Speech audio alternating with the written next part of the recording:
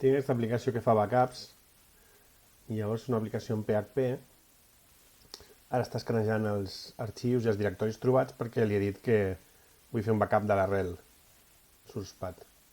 Llavors, com veiem, el temps passa en temps real, ens mostra els segons, mentre es va escanejant milers d'arxius i gigabytes que farà còpies. El tema és que PHP no incorpora multithread de sèrie. No incorpora multithread en les llibreries estàndard. Per tant, el nostre codi és executat amb un thread.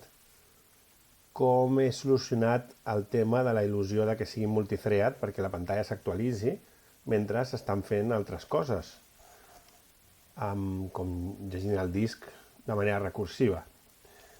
Doncs, primer de tot, tinc un mètode que és drawScreen, que dibuixo la pantalla. Llavors, en aquest mètode, el que faig és que miro el temps de l'última vegada que s'ha pintat la pantalla i només si fa més de 0,20 segons que s'ha pintat per últim cop, la pinto. D'aquesta manera, encara que escrigui 1 milió de vegades això durant un segon, el màxim que es pintarà són 5 vegades per segon. La pantalla només s'actualitzarà 5 vegades per segon. I llavors, el truc aquí és que el mètode que llegeix els arxius i els directoris, que és un mètode recursiu, es crida a si mateix, incorpora una crida a drawScreen.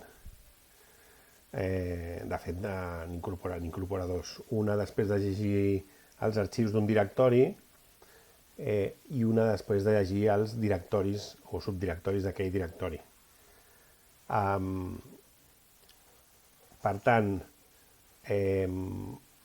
per molt que sigui recursiva i es vagi cridant a si mateixa, es anirà actualitzant la pantalla després d'uns quants requests. En aquest cas, llegirà tots els arxius del directori, després intentarà pintar la pantalla, o si ha passat més de 0,20 segons la pintarà, i si no, no. Llegirà els subdirectoris d'aquell directori, els llistarà, diguem, tornarà a fer el mateix. Intentarà pintar la pantalla, si han passat més de 0,20 segons, llavors la pintarà, si no, no. I després es cridarà a si mateixa recursivament. D'aquesta manera aconseguim la il·lusió de que està fent diverses coses alhora al PHP, quan en realitat el que està fent és que va cridant a drawScreen i drawScreen, depenent de l'última vegada en què s'ha executat, ho pintarà o farà un simple return. D'aquesta manera és bastant eficient. De totes maneres, si quan nosaltres llancem l'ordre de copiar un arxiu, aquest és un arxiu gran, doncs la pantalla no s'actualitzarà fins que no acabi de copiar aquest arxiu, a no ser que implementem la nostra pròpia manera de copiar arxius, que vagi llegint per blocs, doncs, per exemple, per blocs d'1 mega, i vagi copiant i vagi cridant a drawScreen a veure si s'ha de dibuixar.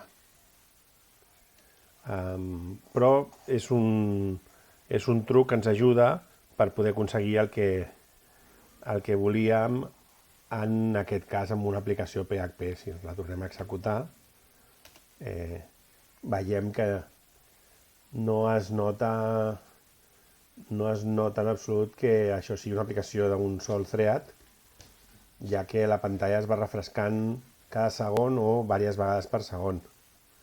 I al final doncs, ha escanejat 698.000 arxius i més de 78.000 directoris. Jo en aquest cas he optat per ignorar els symlinks, els directoris que són symlinks, ja que hi ha situacions, per exemple,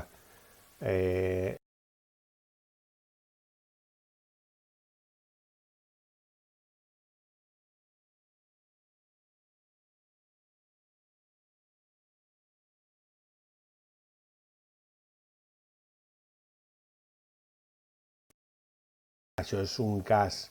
Hi ha, per exemple, a /proc hi ha un arxiu que el sistema el veu com si fossin 128 terabytes. Òbviament, no vols intentar copiar aquell arxiu. Bé, això ho contempla el codi, també.